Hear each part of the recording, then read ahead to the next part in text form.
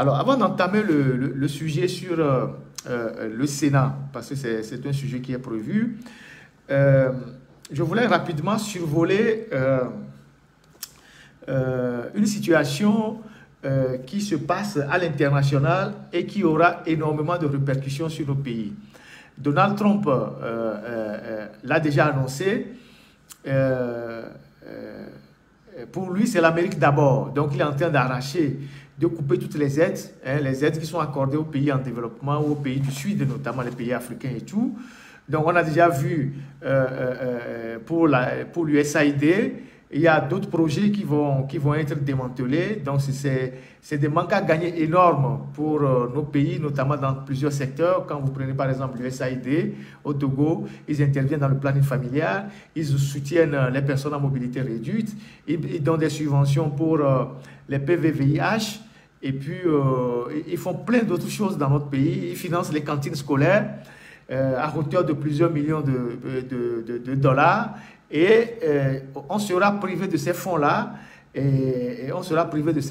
mais en même temps, c'est une très bonne occasion pour nous les Africains, de lutter contre la corruption pour que l'argent qui devait rentrer dans les caisses de l'État et qui doit servir les populations ne puisse pas être détourné par les dirigeants qui vont les mettre en Occident à travers des comptes bancaires, des immeubles, des habitations, des résidences, des châteaux qu'ils achètent. Donc, dans la foulée de ce que Donald Trump est en train de faire, c'est un bouleversement mondial. Et aujourd'hui, en Europe, la réflexion est en cours. L'Europe est en train de basculer aujourd'hui dans l'économie de la guerre. L'Europe est en train de basculer dans l'économie de la guerre, donc elle va mobiliser énormément de fonds pour les questions de défense et au même moment, elle va faire des coupes budgétaires avec l'argent qui va en Afrique, notamment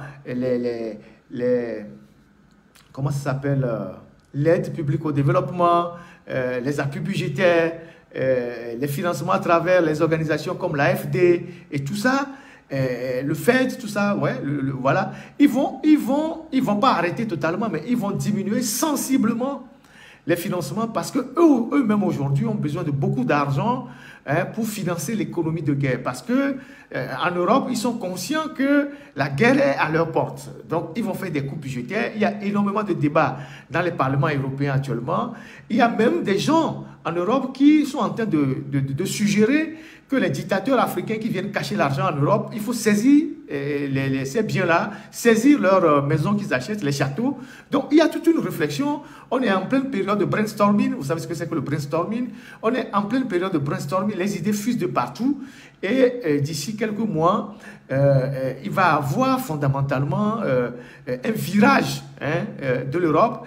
Et Dieu seul sait que nos pays reçoivent énormément d'argent, même si cet argent ne profite pas aux populations directement, et même si cet argent est détourné par les dirigeants, nos pays reçoivent beaucoup d'argent qui vient de l'extérieur, et dans plusieurs secteurs, surtout l'appui budgétaire, les projets financés par l'AFD, plein de projets, et il va y avoir une cure d'amaigrissement à travers tous ces projets-là, et ça va être compliqué.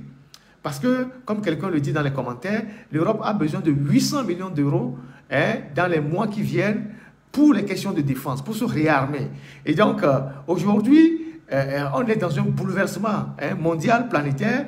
Et nous, en Afrique, ces situations risquent d'impacter les populations vulnérables. Et en même temps, elle doit nous amener, les dirigeants, à lutter fondamentalement contre la corruption, à mobiliser les ressources internes. À mobiliser les ressources internes, 800 milliards d'euros, merci, à mobiliser les ressources internes pour notre propre développement, un développement endogène. On ne peut pas accepter que dans des pays comme le Togo, avec tout ce qu'on a comme ressources minières, comme opportunités, le port, l'aéroport, tout ce qu'on a là, qu'on ait encore des gens au Togo qui vivent dans des villages qui ne sont pas loin de Lomé ou dans des villages éloignés qui n'ont pas d'eau potable. Qui n'ont pas d'eau potable, qui n'ont pas d'électricité, qui n'ont pas de centre de santé, qui n'ont pas d'ambulance, qui ne savent pas où se soigner. On ne peut pas accepter ça. Donc, dans les jours qui viennent, ça va chauffer en Afrique. Il va y avoir des bouleversements énormes. Il va y avoir des bouleversements énormes. Et c'est pour cela que, sur le plan social, il y a des risques majeurs qu'à un moment donné, on puisse augmenter des taxes. Et certainement, ils vont le faire, des taxes sur certains produits ou sur certains services de l'État pour pouvoir combler le manque, hein, qui va arriver quand les parlements, tout ça, vont décider de délester nos pays, hein, de tous les aides qu'ils apportent pendant que nous sommes encore là. Donc, nous avons des dirigeants qui sortent beaucoup d'argent, énormément d'argent de nos pays vers les pays européens, vers les États-Unis, vers le Canada, pour acheter des appartements, pour créer des comptes au nom de leurs enfants, pour faire ci, pour faire ça. Et dans les jours qui viennent, je pense qu'il y a beaucoup de choses qui vont se passer. Les gens vont suivre ces comptes-là, les gens vont les traquer. Et il y a énormément de risques que certains perdent même leurs biens. Donc, il faut qu'on se prépare au pire en Afrique par rapport à tout ce qui se passe là, parce que nous avons passé des années durant à dépendre de l'extérieur. Nous avons passé des années durant à dépendre de l'extérieur, à ne rien faire dans nos pays, à ne pas mobiliser les ressources internes.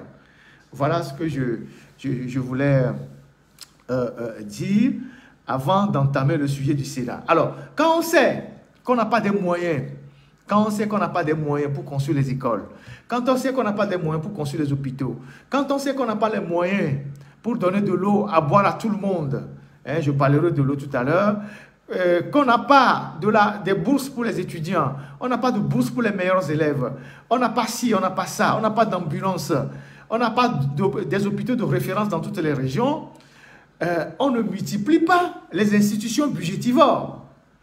On ne multiplie pas les institutions budgétivores. Déjà, au Togo, on a des institutions qui sont là, qui ne servent pratiquement à rien.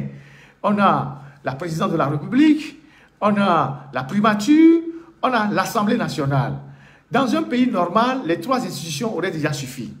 Mais, parce que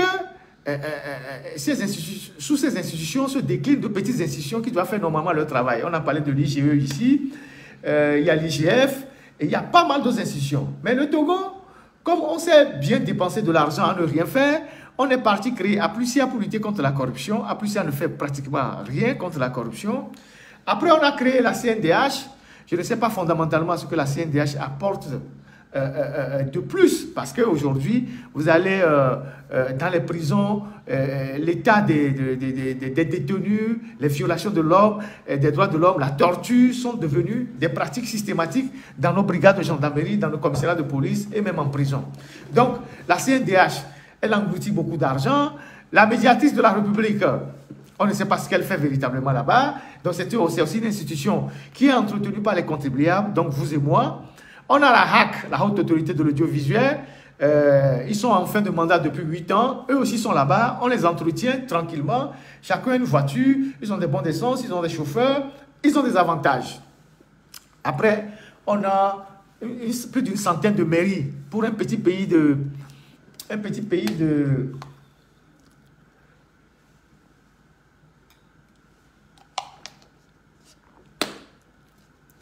Pour un petit pays de 8 millions d'habitants, 8 millions, 9 millions, on a plus d'une centaine de mairies. On a plus d'une centaine de mairies. Après, on a créé les gouverneurs. Je ne sais pas ce que les gouverneurs... 117 mairies, merci. Je ne sais pas ce que les gouverneurs... Quel est le rôle des gouverneurs pendant qu'on a déjà les préfets? Merci beaucoup. On a déjà les préfets, on a les maires. On va créer des gouverneurs. Quand on essaie de caser certains barons dans les localités de l'intérieur. Et comme si cela ne suffisait pas, on met en place un Sénat.